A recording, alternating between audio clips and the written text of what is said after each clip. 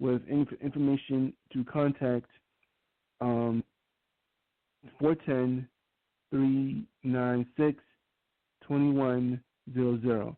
That's 410 396 2100. Or you make your Crime Stoppers at 1-866-7-LOCKUP.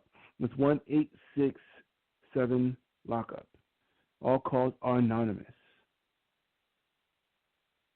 Now to get that stuff out the way, right now it is 6:18. Stop at my phone. How's this thing? Oh God. One of the difficulties, people, ladies and gentlemen. Oh God. It is now 8:18 right now. Any comments or questions you want to speak on anything that Dr. Q has said, or if I said, please call. The number is 917-889-8825. Once again, there's 917-889-8825. When calling, press 1 to speak to us and not listening to you. Bomber Talk Live is also available on other platforms too as well, which is very good. So you can hear more of us, and not just this one, but any other platforms you can have on social media, like Facebook, and also YouTube as well, and also Speaker. You can find those in your local internet and have fun with us. Right now, we're talking about what's up for tomorrow. Tomorrow will be Tuesday, November 17th. You have your monologue, your Black History Minutes. What's up for tomorrow? What? And also, a guest in a hot seat is a Rachel Bold Linmore. Hope I get that right. Rachel. Raquel, that's not no C. Raquel Badaloma. No, it says Rachel Badaloma. Raquel. You sure? Badaloma. Ain't that a Q? Okie dokie.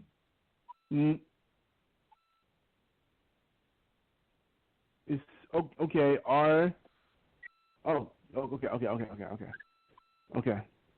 Okay. Yes. Raquel Badaloma. Okay. God, I hate names. God, I hate these names. Just don't learn. But everything's a learning day. Raquel Badaloma is a writer, author, and also health wellness coach. She will talk about this and also her Forbes comments about working life balance and wellness. In today's global pandemic, we do need that balance in lifetime. And after her, we will talk about confidential confession. Dr. Q and I will read letters, and if it's wrong spelling or not, we talk about your confidential confession. Then we go to fact or fiction, and I'll talk about what's new in Baltimore and my final thoughts. But all these goodness and more will be bmoretalk.org. That's bmoretalk.org. Here you find the homepage of Bowman Talk Live. You'll catch our past episodes from Season 1 and Season 2 and on demand and beyond. Also, catch our bios of who we are about and what we're here for. And check our show schedule. What's coming in? What's coming out? Excuse me. What's coming out? Puff, who knows? Ever happened? Puff, pad. I'm not a weed smoker. Boy, if it's Jamaican, I'm not. Boy, it's Jamaican, I'm not. She's what I'm about to say. Oh, God. I lost my train of thought. Anyway, if you got any comments or questions, speak to us. Feel free to ask us. Don't be shy. Pianki is always calling us, which is always good. But I want to hear y'all talk. Number is 917-889-8825. Once again, that's 917-889-8825. When calling, press 1 speak to us. And now listening to you. Baltimore Sucker Live is on 7 p.m. to 8:30 p.m., but sometimes the party does keep on going. If you have any comments or questions or write to us, anything else, feel free to write Cody Brooks, our producer, at info@bmoretalk.org. That's info@bmoretalk.org.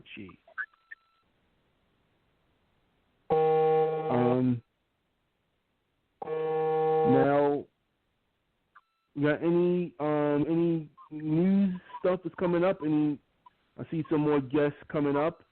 Dr. Erwin Reeder is also coming up.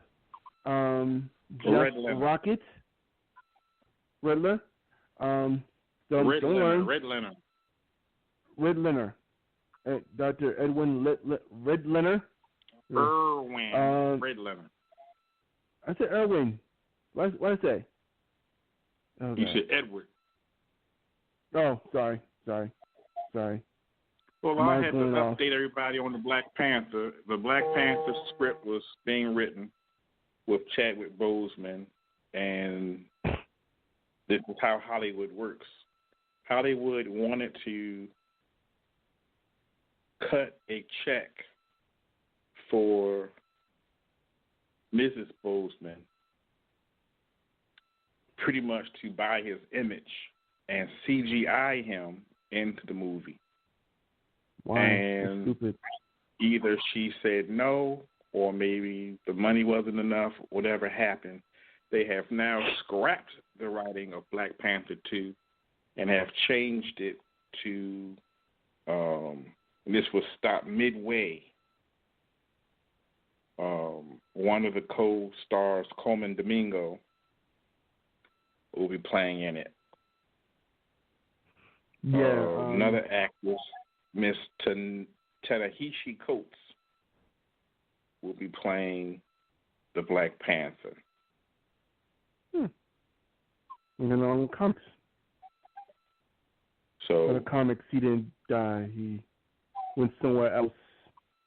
But she took over the mantle. Like I said, we was talking about this before when he on his the day he's supposed to come to our show. We were talking about the D-Ray guy, and I think that's still a good bet. Except for his light brown eyes, you can put contacts for the light brown eyes. But he's the proper height. He's flexible, and of course, I guess you can put a stunt man in there for him to do the stunts and whatnot. But he would make a good T'Challa. But the audience will not give in to that. You gotta be pleasing the audience to make your movie go. Yeah, they want to make a skinny black man.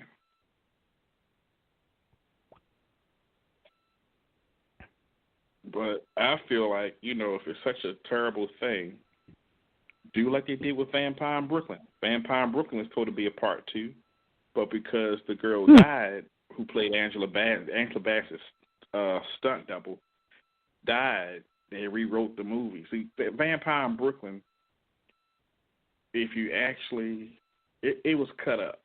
I guess you would have to go get the deleted scenes to see how the movie actually would play out, because it was really a good horror movie. But the way it's written right now, it sucks. It makes him look very, very weak.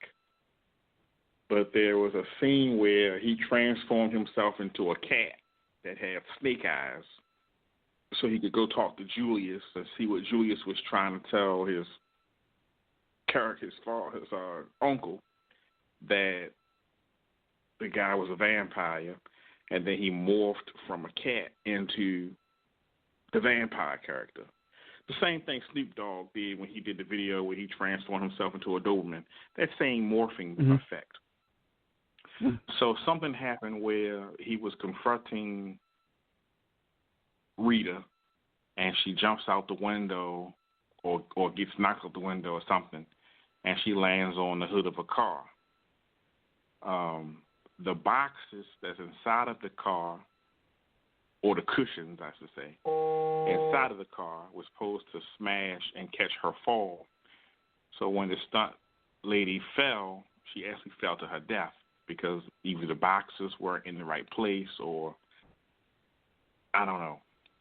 But something was wrong with the setup and the rigging, and she died. So it wasn't Eddie's fault. That was the rigging department's fault because they're supposed to do all of that.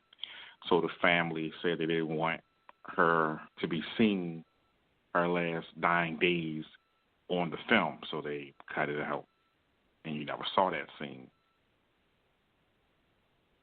And Rita was supposed to be in part 2, So they never had a part 2. It just didn't go any further because when Max got killed, Dwayne Wayne became the new vampire in Brooklyn. So that was what part 2 is supposed to be about. But it's just as well because with the uncle died, ain't no reason to do it now. I can't think of his name right now. It's on the tip of my tongue. The one who played the uncle. You don't know. The comedian. It's been a long time. Saw Vampire in Brooklyn. He played the father on the Marlon, the Wayans brothers. God damn it. John Witherspoon. Right.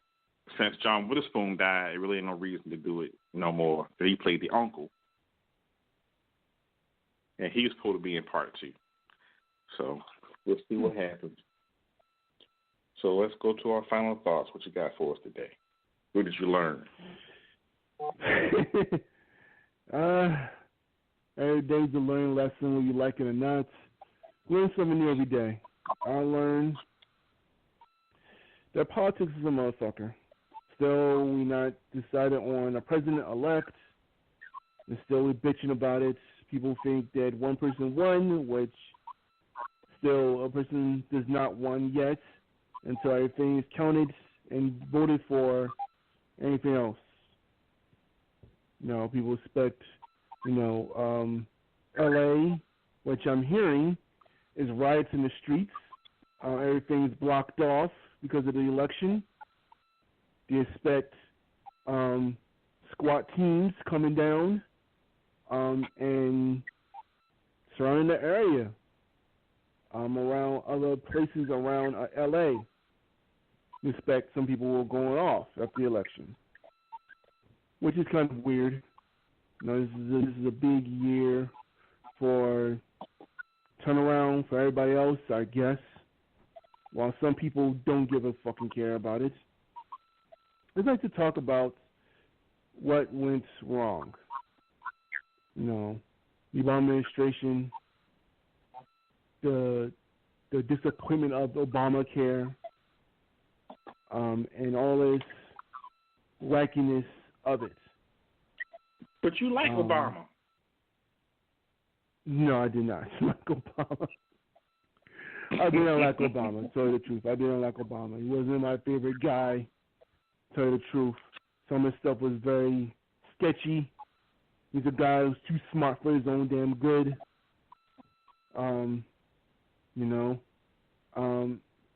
Instead of being in with pop stars and being rappers, you should be doing more presidential things and stop being with rappers and other athletes. Who am I to judge? Presidents are now basically, a long time ago, remember, presidents used to be feared from the public. People with all this power in their hands, they can do anything they want to do and get away with it. Now, since the days of Bill Clinton, where you can play saxophone and City Hall show, presidents are now friendly people now. Some of them, not all of them. And what do I know? I'm just a guy who basically learned about the history of presidential elections and how it comes by. I want this thing to be over with. Sometimes I hate tired of talking about it and looking at the news and looking about it. Even as so, my 15-year-old is talking about election day. I'm tired of it. Did I vote? I vote for the other two. They passed. But this one I kind of left alone. I went to bed, got dizzy reading the thing, went to bed. And tell my wife to go up the streets and cast her ballots, which she did. She didn't tell me who she voted for. So, like I said this before, and I said this one time, these people don't know what they're running for. You say a lot of things, but I don't keep their promise.